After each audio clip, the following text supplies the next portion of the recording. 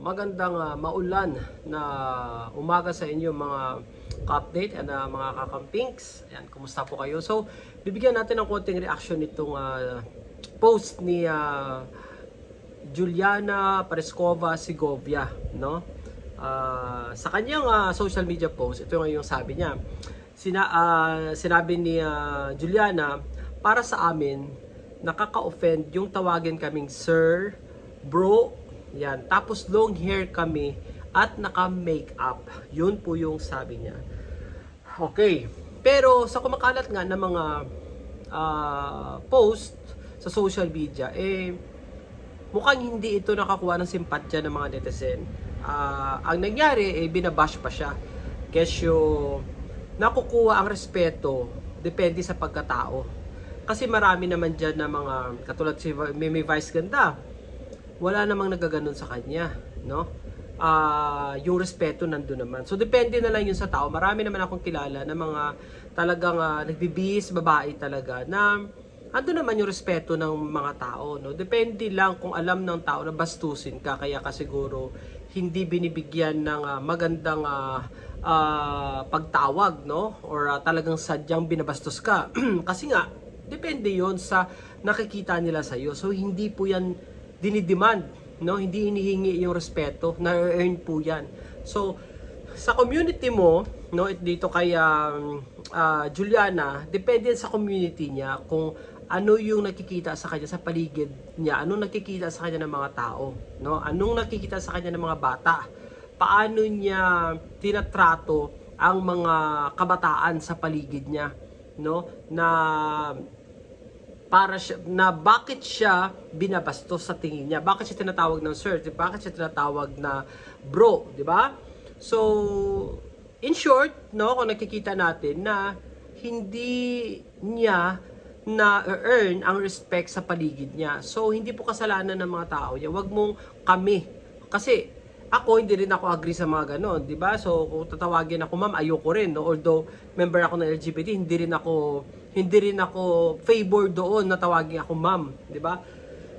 Kasi syempre yung pagkaganito hindi naman natin pinili ito eh. Kung pwede lang natin piliin, dapat hindi na tayo naging ganito. Kaso lang kusa siya. But no, the least that we can do, no, is kahit paano nandun yung respeto natin sa sarili natin, no? Hindi natin sinasabi na yung mga nagbibihis babae hindi naka-receive respeto. Sinasabi natin na depende na lang yan kung paano kayo gumalaw sa community nyo, no? Kasi kung alam ng mga tao na kahit ganyan ka at nandun yung pag-iingat mo sa sarili mo, na minimaintain mo yung respeto, hindi ka talaga babastusin, no? Kung binabastos ka, itanungin mo yung sarili mo, no? Kung ano kang klaseng tao sa community mo. So, ganun lang yun. Kaya, wag mong gamitin yung kami. Kasi, ikaw lang yun. Diba? For sure, ikaw lang yun. Hindi mo mas pwedeng sabihin na kami. Kasi, alam mo, one time, merong LGBT din, nung eleksyon, kapilahan ko siya. Medyo chubby siya. Tapos, nagbihis siya, pambabae talaga.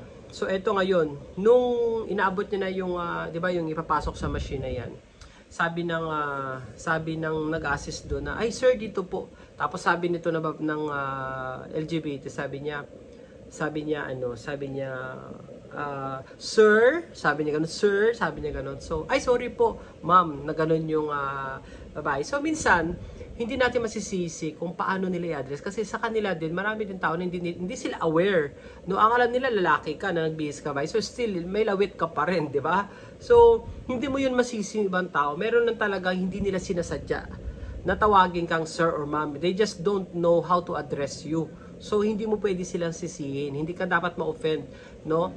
Katulad nun sa sitwasyon na yun, na sinabihan niya lang na ma'am, sir, tapos nakita na babae nga nakabihis nga naman, naka-lipstick, blah, blah, blah. Binawi niya, nag-sir siya. So, nandun, nakita mo yung nagsusorry yung babae kasi binawi niya nga, di ba?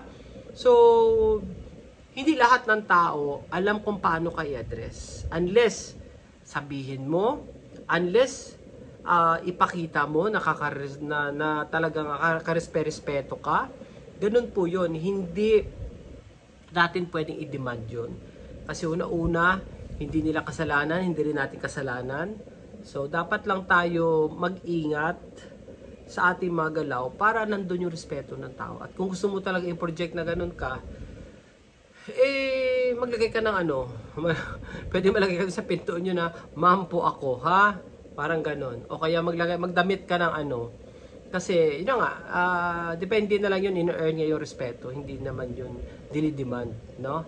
So, lalo pa pag mukha ka talagang lalaki, na kahit anong ipagawa mo sa mukha mo, mukha ka pa rin talagang berdugo. So, talagang magdududa ang tao sa iyo. Unlike doon sa mga nagbibihis babae na talagang mukhang babae, no, na maraming nagsasabi na maano ka talaga, madidisip ka. Yun, alam mo, yun talaga yun Maraming tao na bagay sa kanila magmukhang babae, no? Andun na yung bading sila, tapos talagang pinanindigan nila, at magkikita mo talaga, at yung tao talaga maniniwala na babae. Kasi ganun Pero kung bading ka, tapos parang alam mo yung mukha mo na parang lalaki ka, wag ka na magbihis babae. Pwede bang normal na lang, 'di ba? So, isipin mo rin na dito ba sa gagawin ko, fit ba ako dito? 'Di ba? Kasi kung ikakasama yan ng sarili mo, ikakabastos yan ng sarili mo, bakit mo gagawin? 'Di ba? Yun nga, yung hindi bagay naman yung mukha mo sa mukha ng pambabae, talagang pilit mo talaga na gusto maging babae. So, syempre yung mga tao, mas lalong maiinis sa'yo dahil ganyan na nga yung mukha mo, talagang pilit mo pa talaga na na parang babae ka, na hindi ka naman mukhang gano'n, di ba? Kung pwede ka naman maging bakla na hindi ka naman kailangan magbihis ng babae, pwede ka, di ba? So, depende na lang talaga yun, no? So, ayun, na ulitin natin bago tayo mag-end na ang respeto in-earn po yan, hindi po yan tinidemand, no? Dito sa case ni Juliana, para bang pwede niyang i-demand sa kahit sinong tao, no? So ang nangyari ngayon, binabas pa siya. So yun po. Maraming salamat, and again, abangan niyo po yung sunod natin na pag-react sa mga bagay-bagay dito sa ating The Daily Update 101. Maraming salamat. Bye-bye.